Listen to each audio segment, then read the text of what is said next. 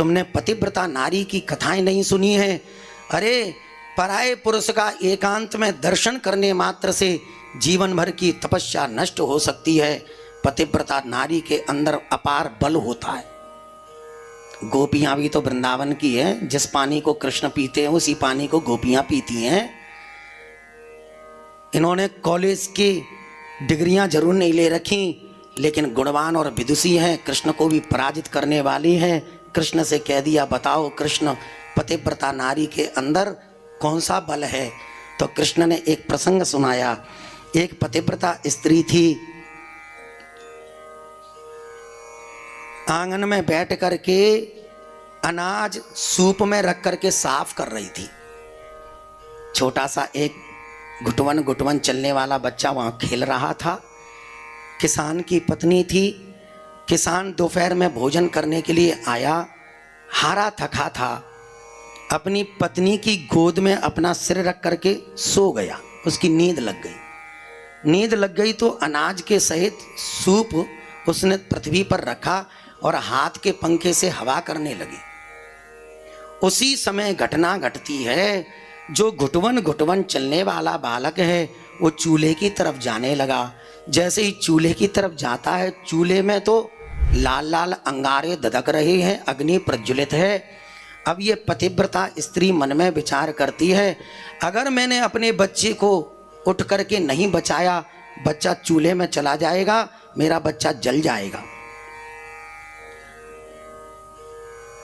और अगर मैं उठती हूं तो मेरे पति की नींद खुलेगी, मेरा पातिव्रत धर्म नष्ट हो जाएगा। तो उस स्त्री ने क्या किया? नारायण के चरणों में प्रार्थना की, हे प्रभु नारायण, मैंने स्वप्न में भी पराये पुरुष का कभी जीवन में चिंतन न किया हो, तो मेरे बच्चे की आप रक्षा करना। और होना क्या था, जैसे ही चूल्हे में बच्चा गया, जो लाल लाल अंगारे धधक रहे थे वो पुष्पों में पल्लवित हो गए, बच्चे की रक्षा हो गई। भगवान कृष्ण कहते हैं, अब समझ गई गोपियों, पतिव्रता नारी के अंदर पातिव्रत धर्म का कितना बड़ा अपार बल होता है। गोपी मुस्कुराई, ओह अच्छा ये वाली बात है। ऐसे तो हमारे पास में 1000 से भी ज्यादा दृष्टांत हैं। अगर आपकी आज्ञा हो जाए तो हम अपना दृष्टांत कह करके सुनाएं। तो कृष्ण ने कहा, तुम लोग अपना दृष्टांत कह करके सुनाओ। तो गोपियों ने कहा, एक पतिव्रता स्त्री थी और उसका ऐसा सुंदर नियम था, रोजाना अपने पति के मुख को देख करके ही भोजन करती। एक बार उसके पति ने कहा, देवी मुझे 4 दिन के लिए बॉम्बे जाना पड़ रहा है व्यापार के लिए। तो उसकी पत्नी ने कहा, मैं तो रोजाना आपका मुख देख करके भोजन करती हूँ, जब आप बम्बई चले जाओगे तो हम किसका मुंह देखेंगे? तो पति ने कहा, घबराओ मत, अलमारी में मेरा फोटो रखा हुआ है, तुम उस फोटो की पूजा करना, मुंह देखना और भोजन करना। ठीक है साहब, पति की आज्ञा थी। अब वो पतिव्रता नारी फोटो की पूजा करे, तिलक लगाए, चंदन चढ़ाए और बढ़िया उसका मुंह देख करके भोजन कर ले। 4 दिन के बाद में उसका पति लौटा बंबई से और सुबह सुबह वो अपने पति के फोटो की सेवा कर रही थी। उसी समय दरवाजे पर आकर के उसने कुंडी खटखटाई और आवाज लगाई, देवी दरवाजा खोलो। अब गोपियां कहती हैं, कृष्ण हमारा प्रश्न है, आपका उत्तर चाहिए। उस पतिव्रता स्त्री को क्या करना चाहिए? पति असली खड़ा है दरवाजे पर, फोटो की वो पूजा कर रही है, दरवाजे पर खड़ा पति आवाज लगा रहा है। अब उस पतिव्रता स्त्री को क्या करना चाहिए? क्या अगवानी करनी चाहिए कि फोटो की सेवा करते रहना चाहिए? तब कृष्ण कहते हैं, अरे सीधा सा अर्थ है, जब असली पति दरवाजे पर आ ही गया है तो नकली फोटो की क्या सेवा करना? नकली फोटो को छोड़ करके असली की अगवानी करनी चाहिए। तब गोपियां कहती हैं, यही तो आपसे हम कहना चाहती हैं।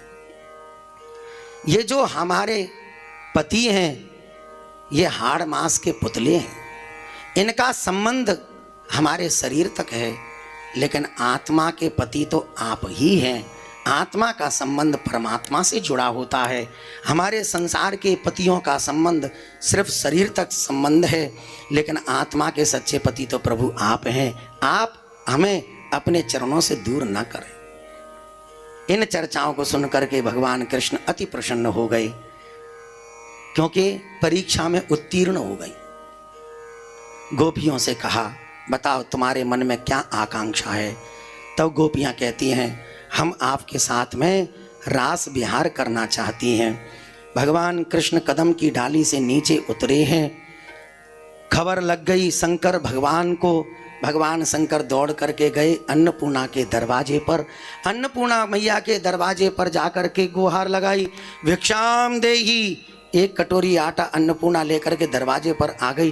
बाबा लाओ झोली, हम आपको आटा प्रदान करते हैं। अन्नपूर्णा से भगवान शंकर कहते हैं, आज हमको आटा नहीं चाहिए तो क्या चाहिए? बोले, आज आप हमको स्त्री का स्वरूप धारण कराइए।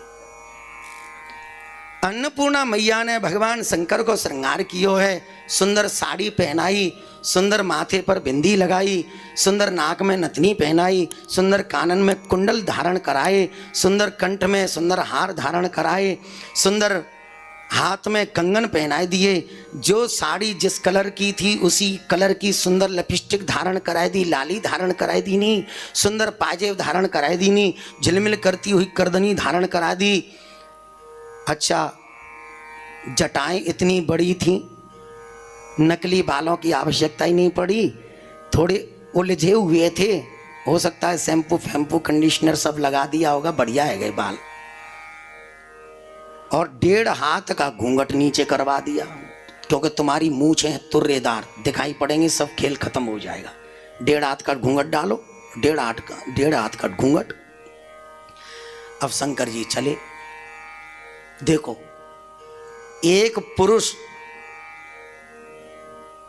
कानों में कुंडल, नाक में नथली, कंगन पहन करके, साड़ी पहन करके स्त्री का भेष तो बना सकता है, लेकिन स्त्री की चाल नहीं चल सकता। दर्शन शास्त्र का जब अध्ययन करोगे तो उसमें लिखा है स्त्री 365 प्रकार की चाल से चलती है और पुरुष मात्र 65 प्रकार की चाल से चलता है। जब शंकर जी श्रृंगार धारण करके चले तो 9 फुट का लंबा शरीर और ऐसे हाथ फेंक फेंक करके चल रहे। ऐसे लग रहा था जैसे WWE का खिलाड़ी आ रहा है क्या।